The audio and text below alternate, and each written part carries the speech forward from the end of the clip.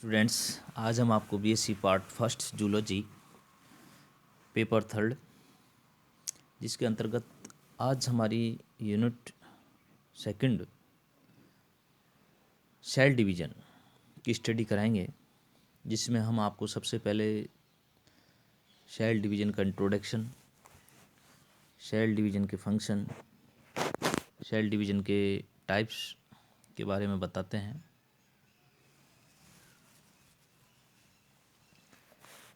जीवों में कोशिकाएं ही संरचनात्मक एवं प्रक्रियात्मक इकाई के रूप में कार्य करती है और इन सेल्स की उत्पत्ति पूर्ववर्ती कोशिका से ही होती है। मल्टी सेलुलर जीवों का डेवलपमेंट है वो निषेचन से प्राप्त एक कोशिकीय जाइगोट से होता है और ये एक कोशिकीय जाइगोट से इन सारी कोशिकाओं की उत्पत्ति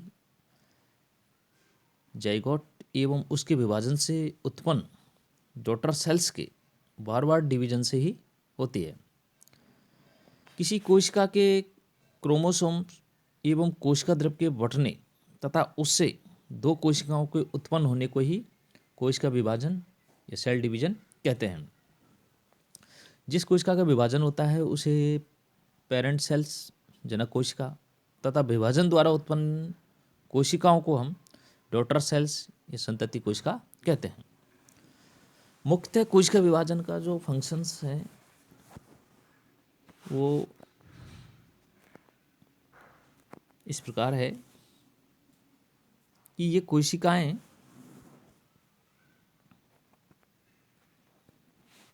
जीव के शरीर की ग्रोथ वृद्धि में, क्षतिग्रस्त ऊतकों के रीजनरेशन का कार्य करती है और नए अंगों की उत्पत्ति एवं पुराने ऊतक एवं पुरानी कोशिकाओं के रिप्लेसमेंट का कार्य करती है और ये लैंगिक एवं अलैंगिक जनन में भी फंक्शन करती है।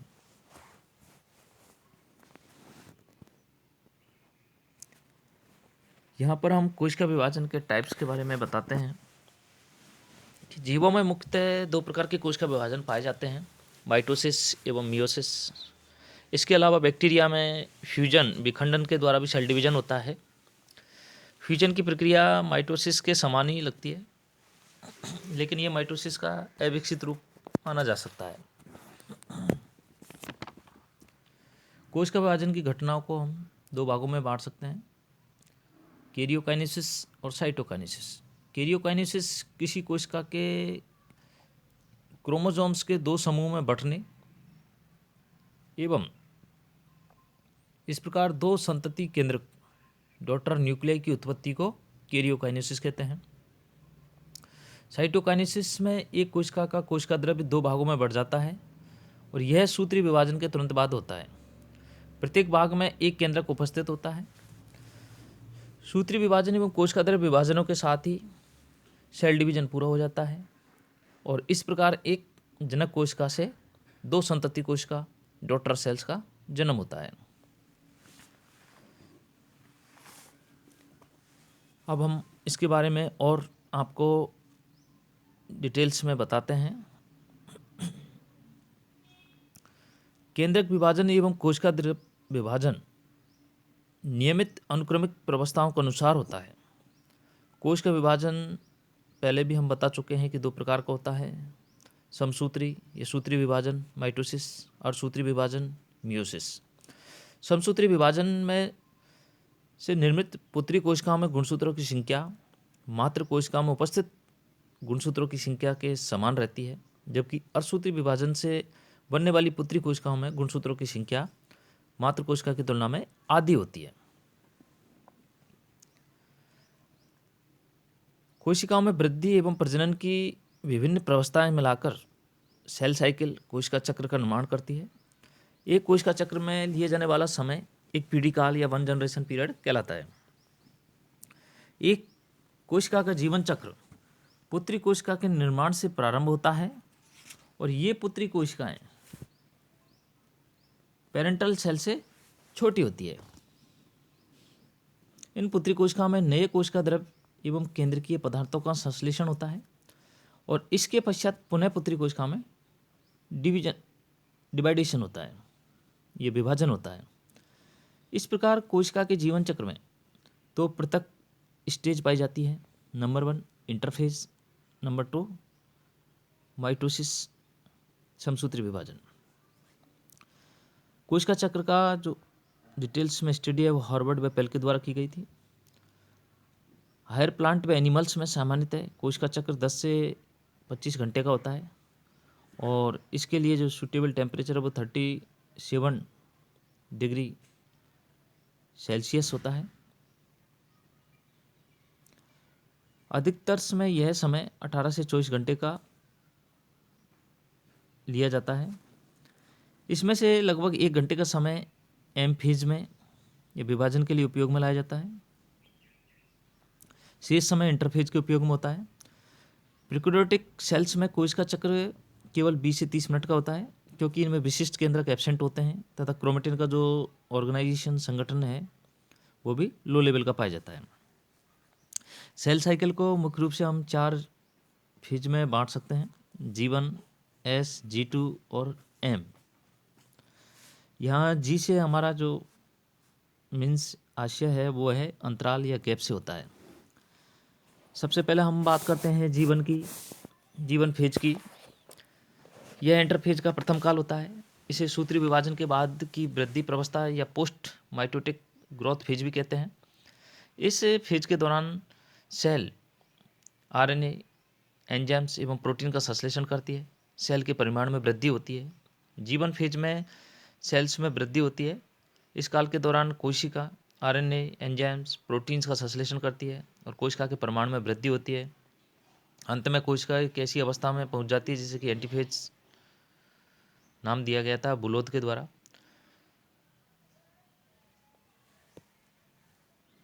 इस फेज के दौरान कोशिका के डीएनए में कोई परिवर्तन नहीं होता।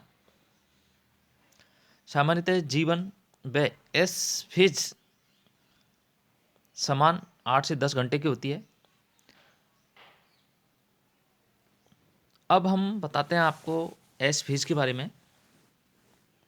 यह इंटरफेज का सेकंड काल होता है। इस फेज के दौरान प्रत्येक गुणसूत्र के डीएनए अणु की पुनरावृत्ति होती है, अर्थात डीएनए का यहाँ संश्लेषण सिंथेसिस होता है।